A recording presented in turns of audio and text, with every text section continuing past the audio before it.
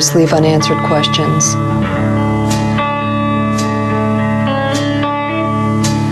There in the jungles more than 9,000 miles away, America lost what it had cherished the most, its innocence.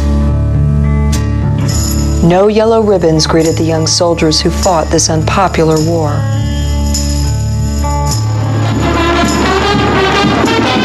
Seven years after American forces withdrew from Vietnam, the veterans of that war marched through downtown Washington. Overhead, Vietnam-era helicopter gunships pointed the way down the mall to the new memorial. There, written in black stone, the names of 58,000 Americans killed in the war. Now all Americans can agree that Vietnam veterans deserve recognition and appreciation for their sacrifices, and that is why the Vietnam Veterans Memorial stands here today. The wall was designed for you, for everyone to come and bring their thoughts, their emotions to the wall. You make it come alive.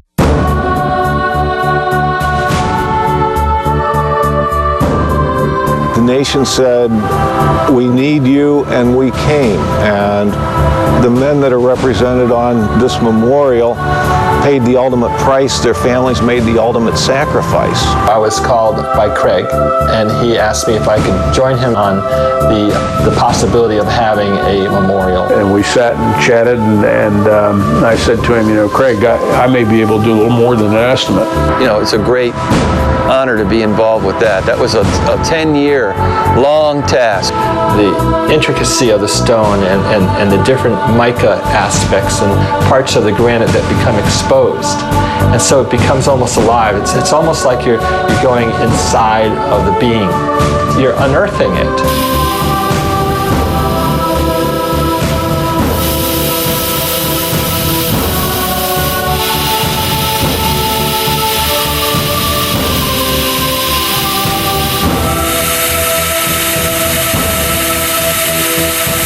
So I went down to Owen Ames Kimball. I had a copy of the plans, and I went in there fully with the intent of paying for a cost analysis.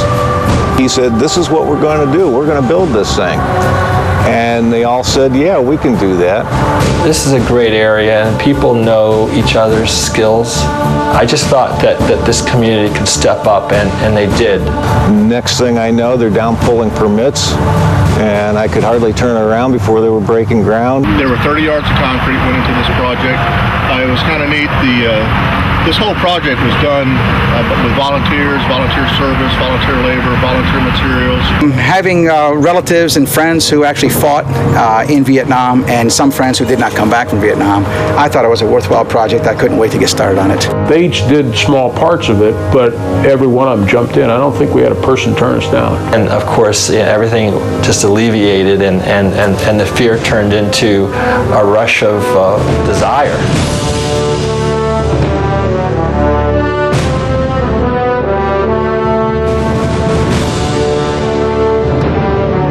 Here in Lee County, under the Veterans Parkway Bridge, contractors from our 5 county areas eagerly jumped at the opportunity to contribute to such a profound project.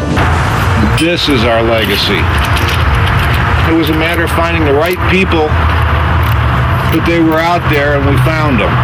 This was something that may not have happened in terms of recognizing them without that effort. It was a real battle that we had to fight, and we just kept plugging and kept plugging. A few of us just kept on going. If I could write a magic song that everyone could sing, I would write of love, of hope and joy, and things that peace could bring.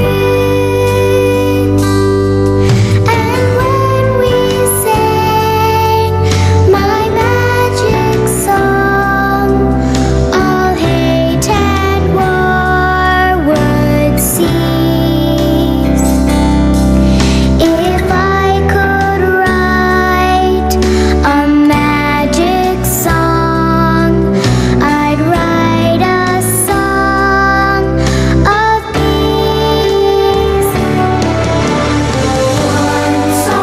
is a place for people. You can feel alone or linked like never before. You can feel uncomfortable or exhilarated. The memorial dictates nothing, but the seeming simplicity is deceptive. The names keep you from remaining indifferent. You become part of them and they you. This monument has begun the healing of a nation.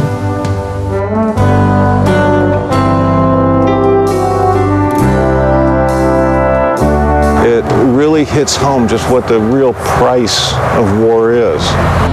The heroes are really the names on the wall. This memorial will just be a gorgeous place for people to come and reflect and view the names and those who have sacrificed for the country. It is impossible to stand there and not understand how many people were involved. Theodore Miller, Willie James Moore.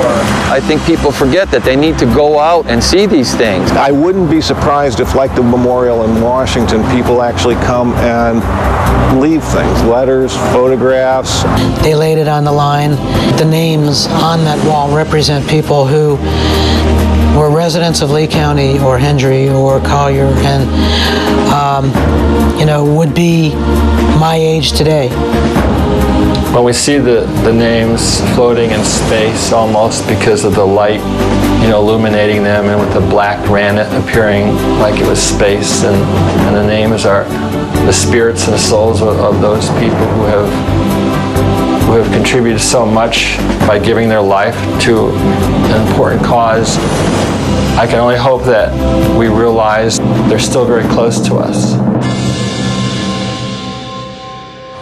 The 76 names on this memorial speak to all young Americans who might someday prepare for future wars. While serving in the armed forces is the most honorable act one could perform for their country, we can all be part of the solution by the giving of ourselves to our community.